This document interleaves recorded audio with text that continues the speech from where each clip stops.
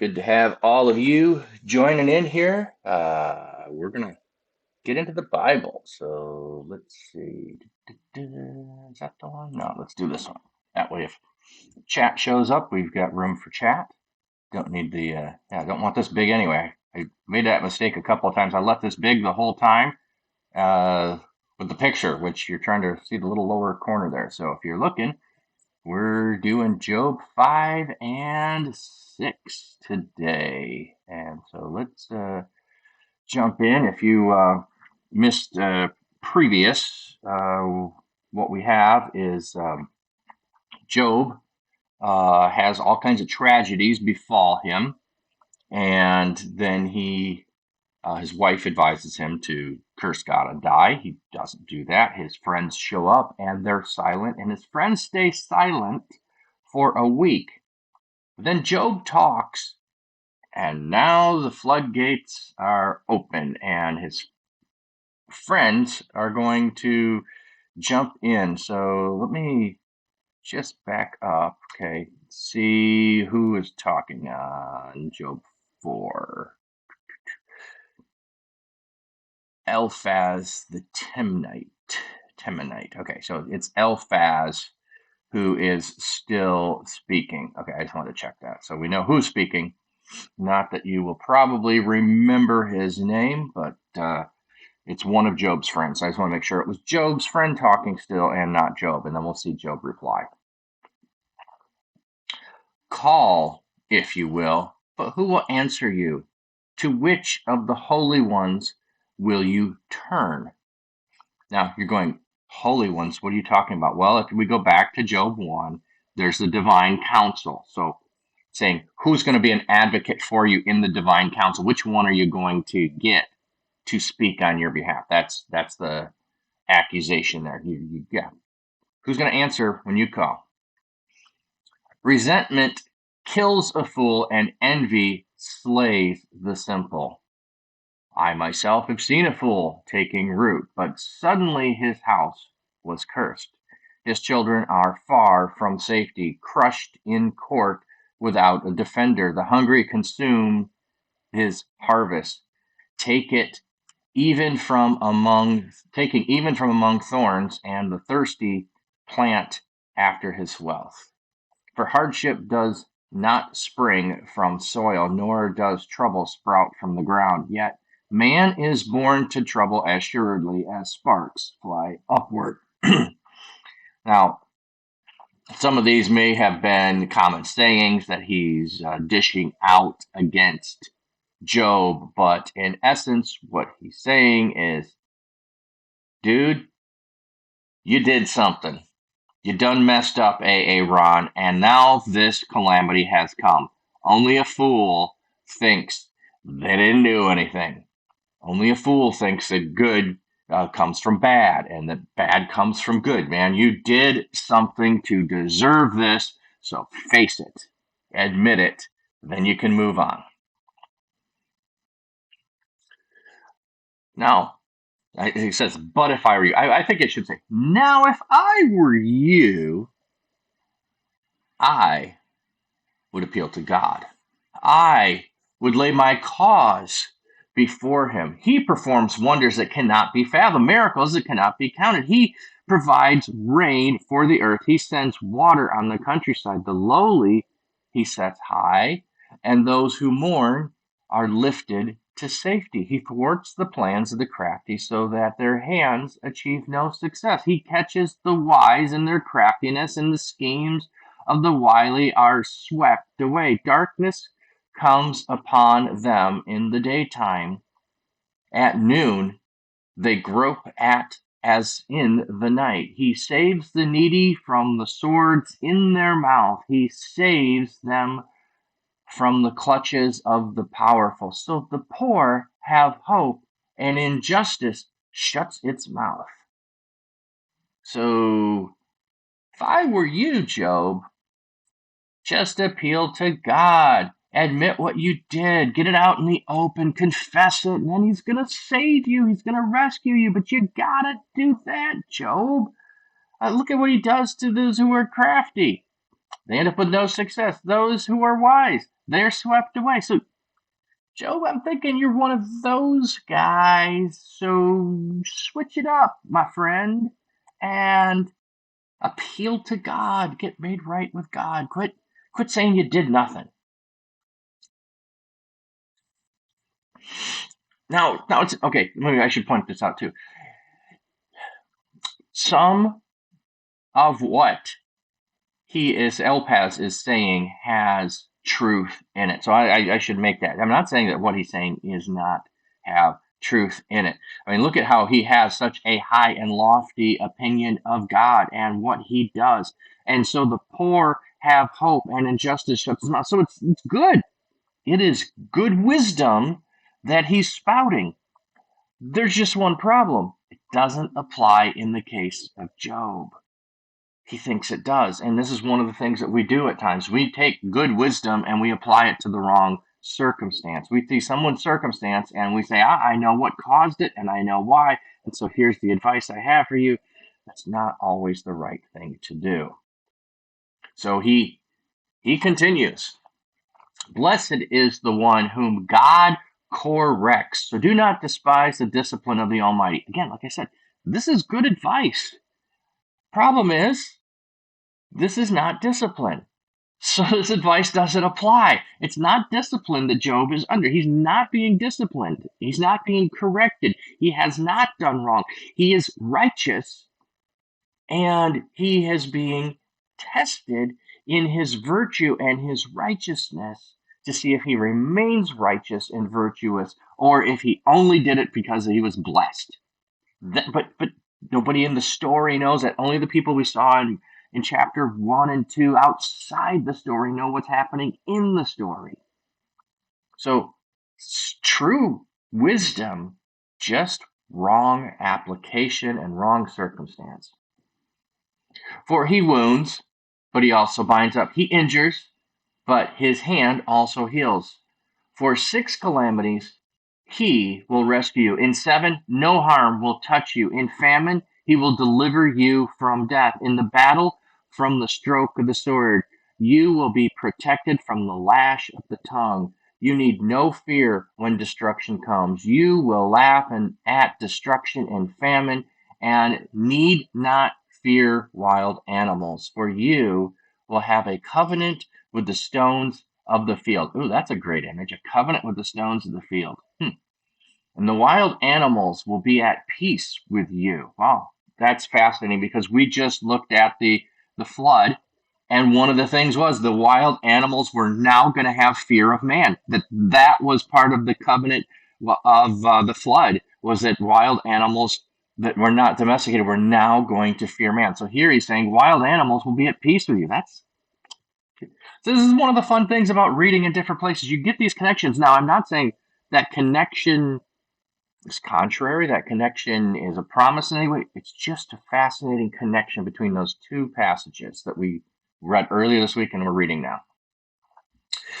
You will know that your tent is secure. You will take stock of your property and find nothing missing. You will know that your children will be many and your descendants like the grass of the earth.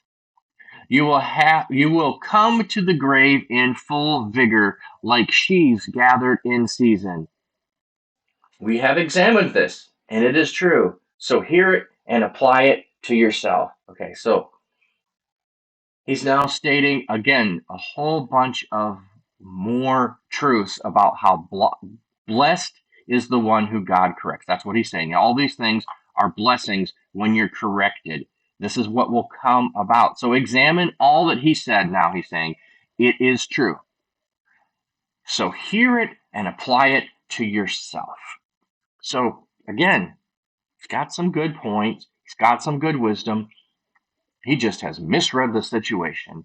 And so nothing that he said is applicable. So let's see, how does Job reply? I'm just going to skip ahead to see whether or not Job 7 continues Job's reply. It does. Okay, so we'll have continued Job's reply next week, so we won't get to all of it. So again, well, we didn't have all of the accusation. We had part of it split up, and now we're having part of the answers split up. This is where when you take somebody else's plan of here's how to get through the Bible in a year, I would have liked to perhaps read one more chapter one day, like last time, to keep the whole accusation together. But then I guess we would have the response, not have the accusation. So I guess there's some value either way, because the next reply to Job will be based on Job's reply and the previous. So there's cycles in this. So I guess it goes either way. All right. So Job's reply. Oh, okay. That's fascinating. It's Job 2, not Job 1. Why is that? I'm going to have to just look that up. Let me see here. Job 6. What does it? Okay. Oh, but Job answered and said, so. Oh, is that? Oh, okay. I missed this. Okay, this is funny. So it says, then Job replied, I was taking that as a heading, not the first verse, but you can see 5 goes in and doesn't have a 1 there. I was just reading this as a heading. Job replied, it's not a heading, it's text. That's what I messed up on. So that's funny. I think so. So then Job replied, if you ever want to just, because people are, what's your favorite Bible verse? Or what's an obscure Bible verse people throw out there? Just Job 6:1. What's that? Then Job replied, ooh, sinister. Ooh, wow. Actually, just having fun with you. But seriously, that would be funny. Just start quoting Job 6:1 around to see if people know what it is. Okay, let's get back to the text. So Job replied, if only my anguish could be weighed and all my misery be placed on the scales, it would surely outweigh the sands of the sea. No wonder my words have been impetus. The arrows of the Almighty are in me. My spirit drinks in their poison. God's terrors are marshaled against me. Does a wild donkey bray when it has grass, or an ox bellow when it has fodder? It's tasteless. Sorry, is tasteless food eaten without salt, or is there flavor in the sap of the mallow?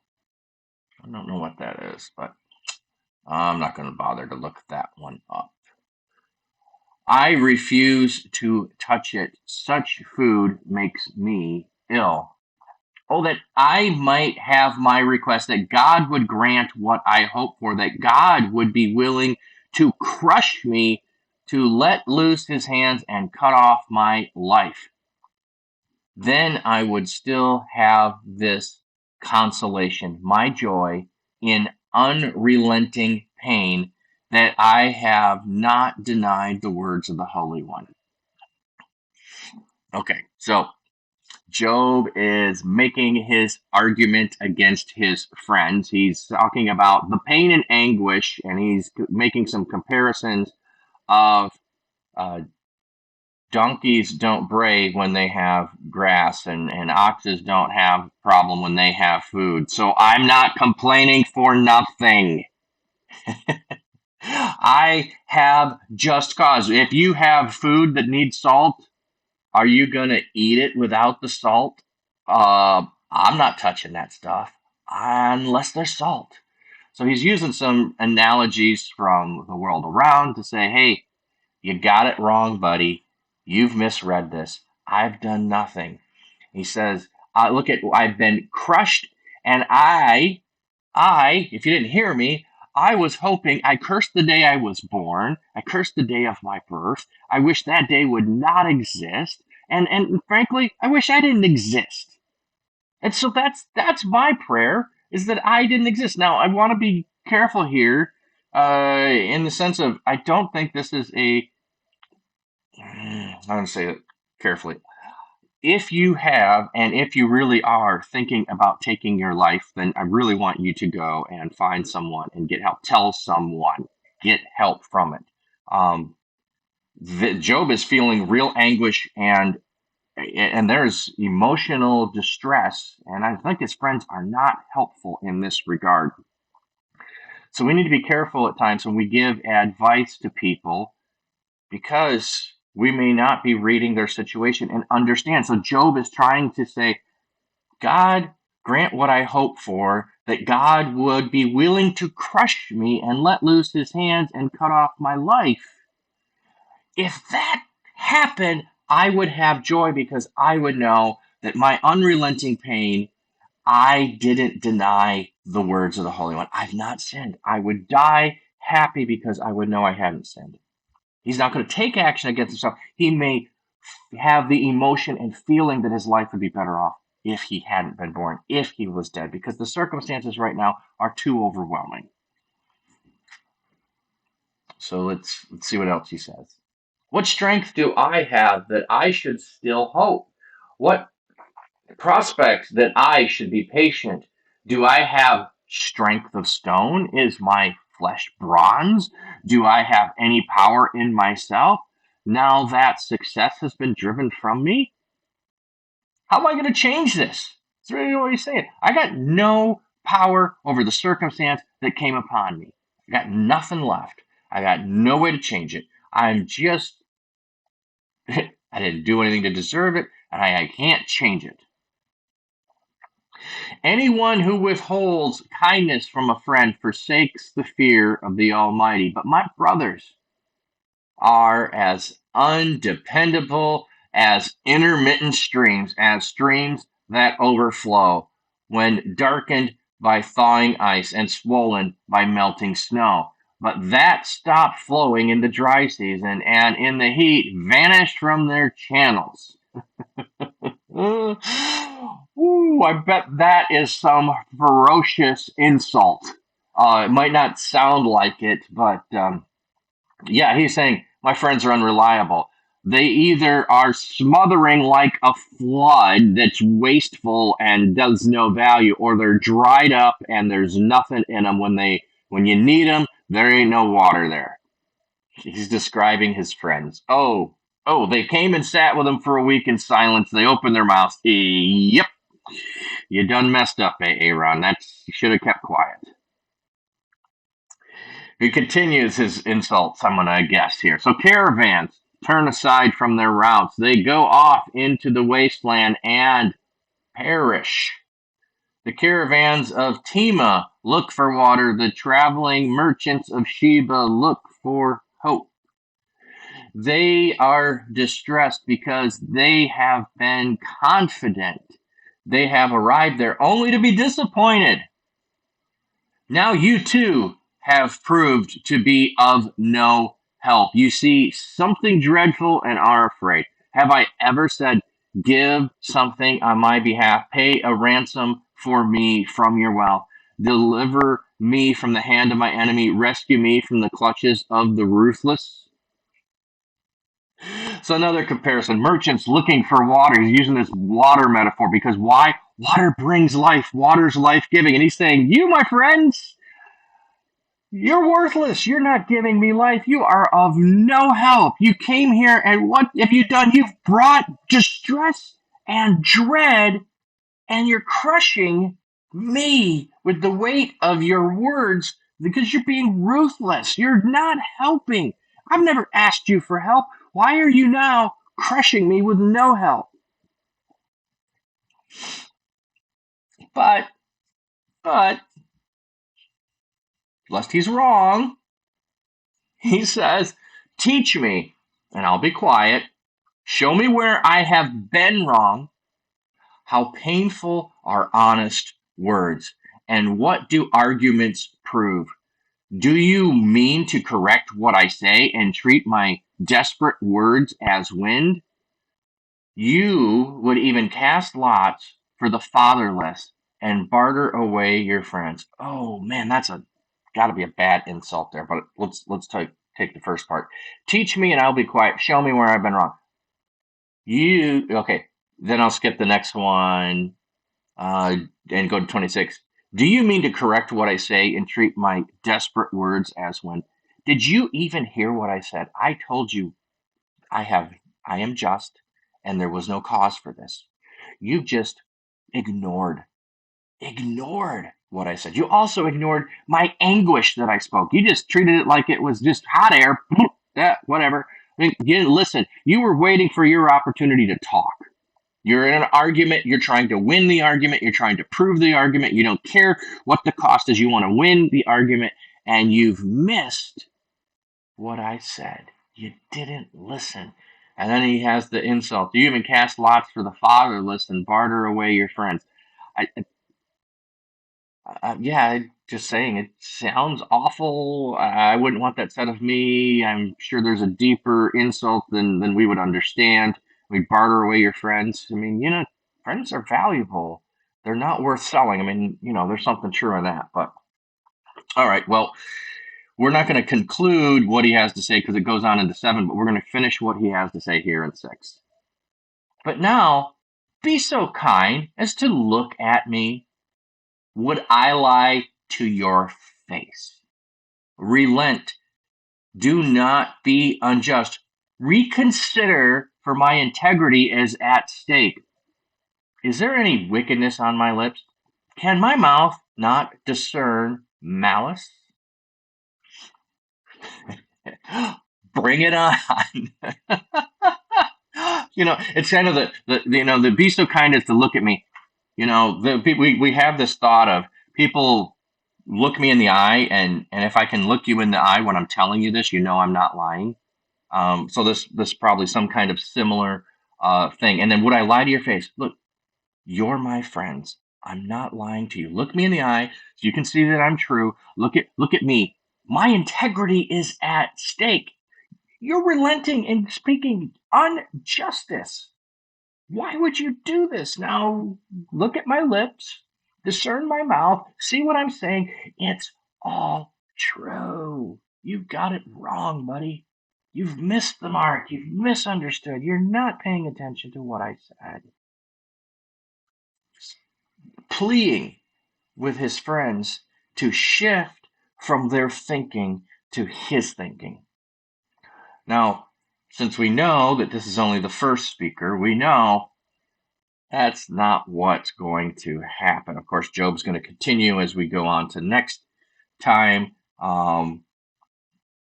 But aside from that, go back and look at the wisdom that's in here. This is why it's one of the reasons it's called wisdom literature. Look at all of these things that his friend did say about God, and now how he has discussed or described his anguish and described how his friends have missed it. So there's value in us evaluating what's happening here. Not just, oh, this is some old ancient story that's all wisdom, whatever. Yeah, yada, yada, yada. People get in the circumstance where they have no hope. Who is the one who can bring them hope? Well, there is the assurance that God can. But there's also, look at, he's pleading with his friends to be there for him. And he's convicting them because they're not. They're not there for him. They're pointing the finger of blame. They're trying to get him to admit his wrong, and they're going to keep jabbing at him and dueling with him with words instead of bringing words of comfort and peace. They missed it. Totally missed it. They missed their chance. And perhaps we do the same for other people from time to time. So, all right. So there we are. Let's look ahead. We're in Isaiah tomorrow. A pretty good long reading tomorrow. And we'll see what we find in Isaiah. So until then, I hope you're keeping up. And yeah, if you're going, well, I didn't see yesterday's, it should be up by now. It wasn't up yesterday, did it today. You might have the same thing. One day you have to double up, do 2 readings to get back on track. That's okay. Just hang in there, keep struggling through, keep finding the blessed little pieces to give you hope for each day. And that's one of the great things about reading scripture. There is a piece of hope in there that you can take away every day.